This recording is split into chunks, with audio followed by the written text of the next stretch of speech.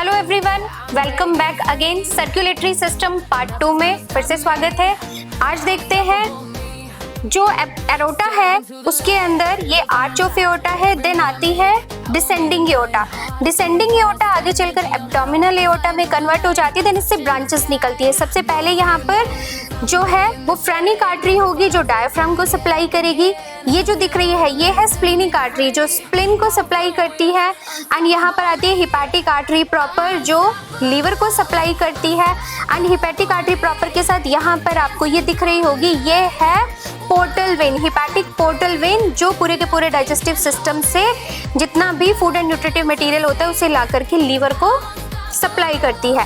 And यहाँ पर आपको किडनीज दिख रही है तो इसी से ब्रांच निकलती है रीनल आर्टरी जो किडनीज को सप्लाई करती है। एंड यहाँ पर आपको ये इंटेस्टाइन के पार्ट्स दिख रहे हैं जिसको सप्लाई करती है मेसेंट्रिक आर्टरी। मेसेंट्रिक आर्टरी के बाद में यहाँ पर यही जो एब्डोमिनल एओर्टा है वो दो ब्रांचेस में डिवाइड हो जाती है। एंड ये दोनों ब्रांचेस अगेन दो ब्रांचेस में डिवाइड हो जाती है जिसके अंदर की तरफ ये देखेंगे आप, ये है सैक्रल आर्टरी और इसके अलावा ये जो दो ब्रांचेस दिख रही है ये है internal iliac artery. Sacral artery and internal iliac artery pelvic organs को सप्लाई करती है।